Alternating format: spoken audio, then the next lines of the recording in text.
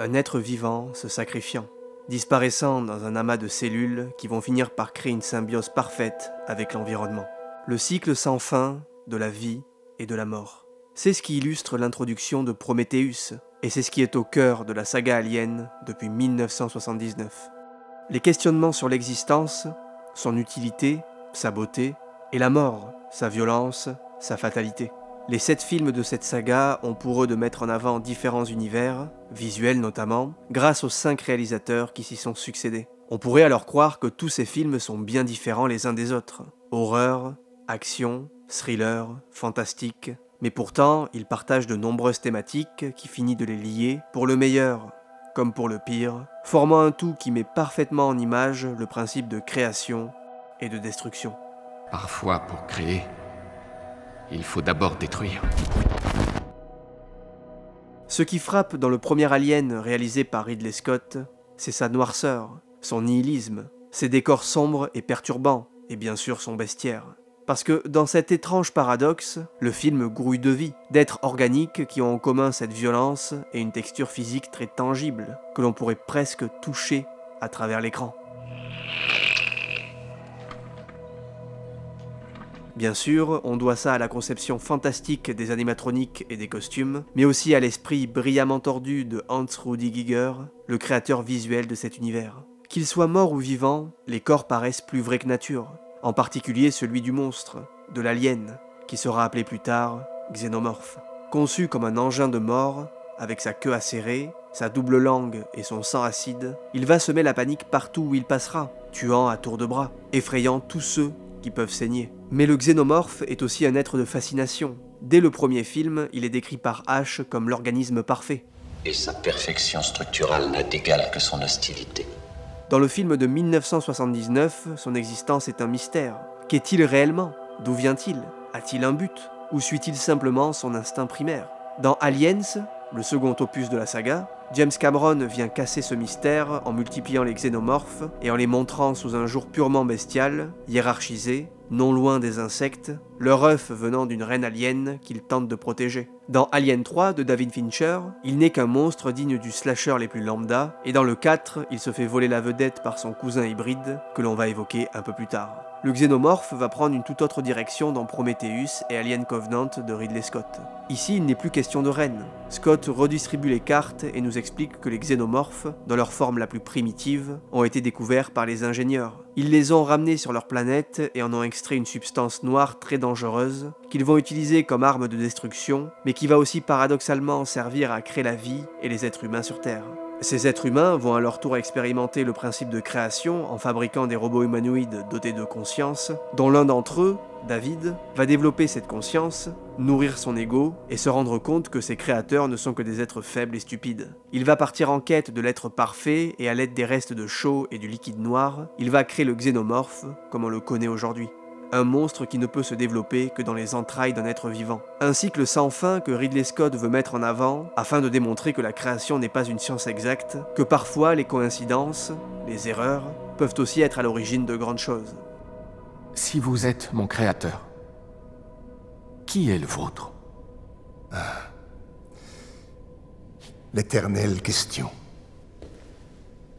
à laquelle j'espère nous répondrons ensemble. Les humains qui partent à la recherche de leur créateur, pleins d'espoir, pour se rendre compte qu'ils ne sont que des êtres imparfaits et violents, à leur image, et David qui fait le même constat. 3 types d'organismes vivants qui ont créé des êtres imparfaits, fatalement nourris par un désir de violence et de mort. Parce que dans Alien, la vie et la mort se rejoignent très souvent. Sans la mort, pas de vie. D'un œuf sort un facehugger, un arachnide dont l'existence consiste à s'attacher à un être vivant et à y pondre à son tour un organisme avant de mourir. L'être vivant va alors se réveiller avant de se faire tuer par cet organisme, seule manière pour lui de naître. Dans Alien 3, Ripley se rend compte qu'elle porte la vie en elle, ce qui la condamne instantanément à la mort. Elle décide de ne pas suivre le cycle naturel des choses et se sacrifie, les bras en croix, afin de sauver l'humanité en quelque sorte, et de tuer la reine alien qu'elle porte en elle.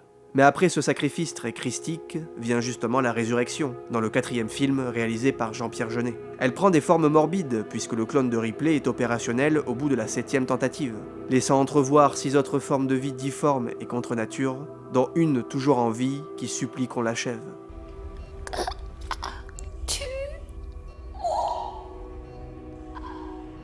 un véritable musée de l'horreur qui souligne pourquoi jouer à Dieu peut avoir des conséquences désastreuses. Bien que dans cet amas de folie créative, Ripley va faire ressortir son instinct maternel et va se prendre d'affection pour un monstre né de l'utérus d'une reine alien qu'elle lui a transmise avec son ADN. Un être que l'on appelle le Newborn, un hybride qui jouit d'un design tout à fait paradoxal, puisqu'il est à la fois monstrueusement inquiétant, d'une violence inouïe, mais aussi très humain, à travers son regard, très doux à travers ses gestes.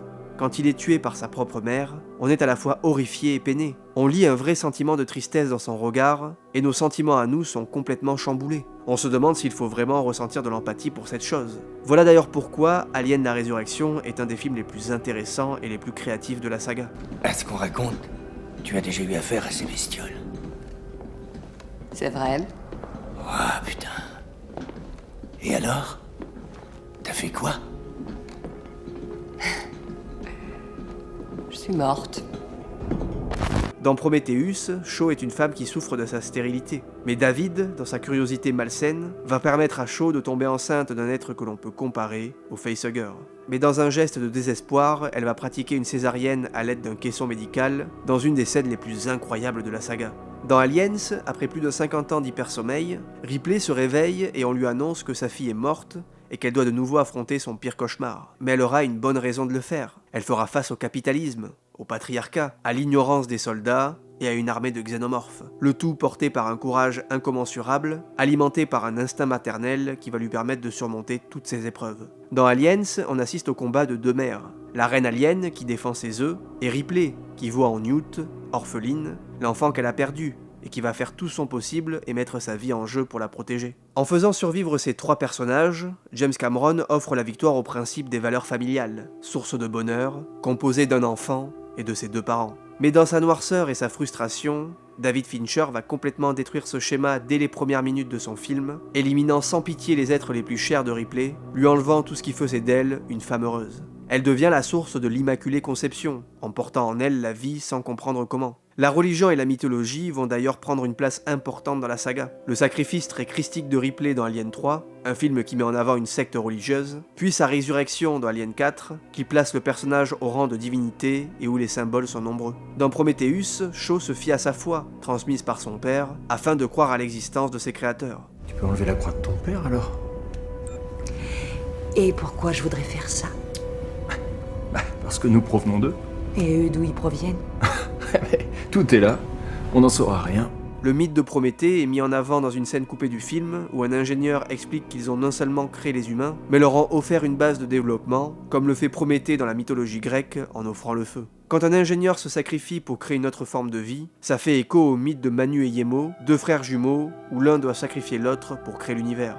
Dans Alien Covenant, David, seul maître de sa nécropole, cite Ozymandias, un poème qui dépeint la mort de l'homme au profit de la nature. Ce que cherche David à travers sa pulsion créative, rendre l'univers aux mains d'êtres naturellement purs. Et même dans le dernier film en date, Romulus, où la station spatiale, qui se divise en deux zones, Romulus et Rémus, renvoie à l'histoire des fondateurs de Rome, abandonnés et recueillis par une louve, devenant de facto plus forts. Les scientifiques de la station s'efforcent eux aussi à rendre les humains plus forts, en mettant en place un remède à partir du liquide noir qui leur permettrait d'accroître leur résistance, leur force physique et de ce fait, leur capacité à survivre. Car l'humain a toujours eu ce désir viscéral de survivre, un être si fragile, capable de disparaître en un rien de temps, mais pourtant doué d'une force destructrice sans précédent, incapable d'éloigner son attirance pour la violence. Dans Alien, en 1979, le xénomorphe n'est qu'une continuité de cette violence. Il est façonné par l'humain, à la différence qu'il ne possède aucune conscience. Il récupère de son hôte que ce désir primaire de tuer.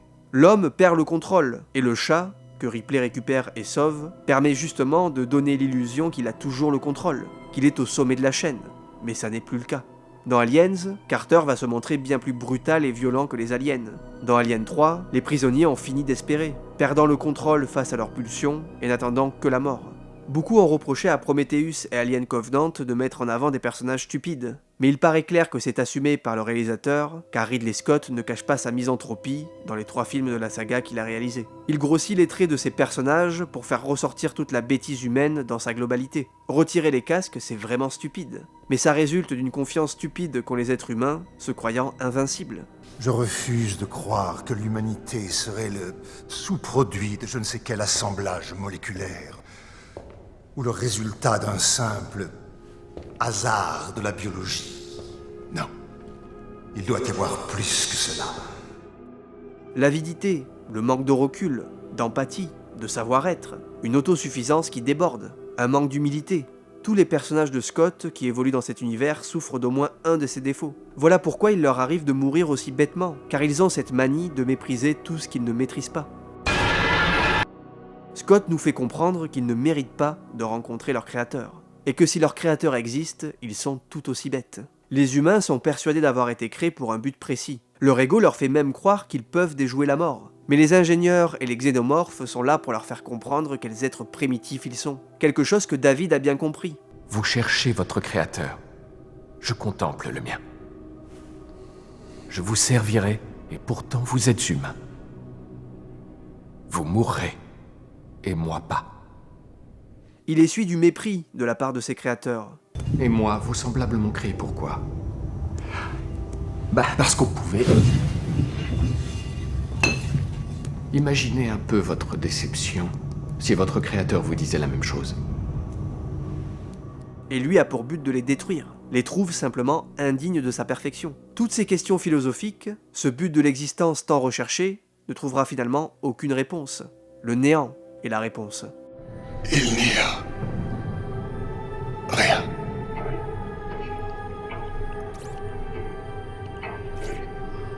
Oui, je sais. Et dans Covenant, il remet le couvert.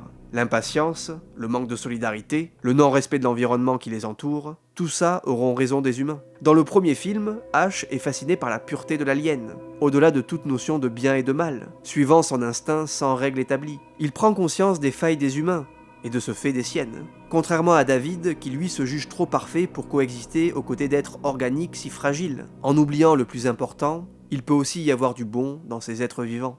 Il est à la recherche d'une perfection qui n'existe pas, se donne un but dérisoire pour tenter de comprendre son rôle, jusqu'à s'attribuer celui de créateur. Il souffre des mêmes défauts que les êtres humains. Il est imparfait, comme toute chose vivante. C'est ce que Ridley Scott a tenté de raconter, dans différentes œuvres de sa filmographie, et peut-être que la saga Alien n'était pas l'univers le plus pertinent pour le faire. Mais il n'empêche que ça reste intéressant d'avoir tenté le coup, et d'avoir su proposer quelque chose de différent, quelque chose d'imparfait, comme nous tous. Parfait. Le suis-je vraiment? Parfait. Votre fils. Tu es ma créature. Un homme qui aimait l'imperfection, c'était Giger. Sa catharsis n'avait rien de paradisiaque. Au contraire, elle évoquait la beauté du chaos. Quand il design le xénomorphe, il lui offre cet aspect phallique très inquiétant, qui place d'emblée le sexe au cœur des thématiques de la saga. Dans Alien, les victimes humaines vont être pénétrées à leur insu, détruits par un être aux apparences tendancieuses qui va les détruire de l'intérieur.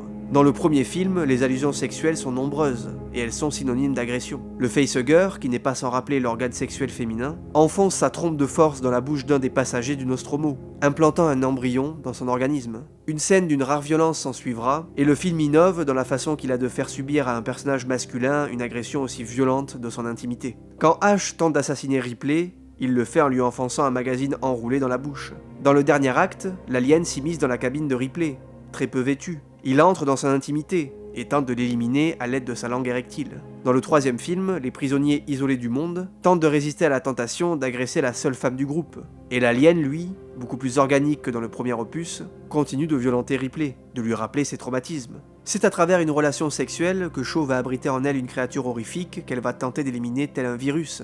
Et dans Covenant, Walter et David, deux humanoïdes identiques physiquement, entretiennent une relation ambiguë, notamment à travers une scène où les deux jouent de la flûte, et où l'allusion sexuelle ne fait que souligner le narcissisme de David, qui se trouve lui-même attirant en quelque sorte. Il finit par détruire cette relation en éliminant Walter. Car le sexe, comme tout le reste dans la saga Alien, est synonyme de destruction et de mort. Quand David décide de détruire les ingénieurs avec leurs propres armes, il passe un message très clair. Personne n'est à l'abri. Le créateur et la créature.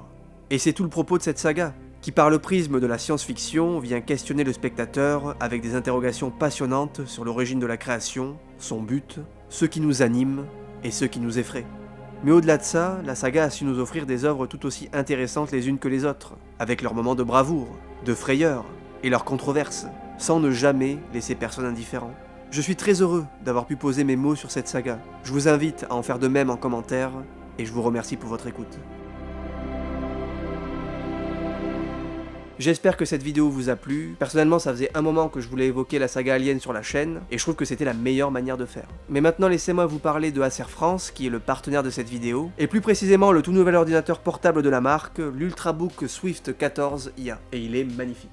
Le PC ultra portable est doté d'un châssis en aluminium fin et léger, et comme le développement durable est important pour la marque, le Swift 14 IA intègre du plastique PCR dans sa conception et dans son emballage 100% recyclable. Il possède un écran Ultra HD de 14,5 pouces, avec un indicateur d'activité sur le pavé tactile qui s'allume lorsque l'appareil ou le copilote est activé. Ce PC est livré avec Windows Hello, qui prend en charge la connexion biométrique et la reconnaissance faciale pour un accès rapide et sécurisé. L'ordinateur offre également une connectivité Wi-Fi 7, 16 Go de mémoire, 1 Tera de stockage, un taux de rafraîchissement de 120 Hz et une batterie allant jusqu'à 26 heures d'autonomie. Mais ce qui fait la différence, c'est que c'est le premier PC Acer Copilot+.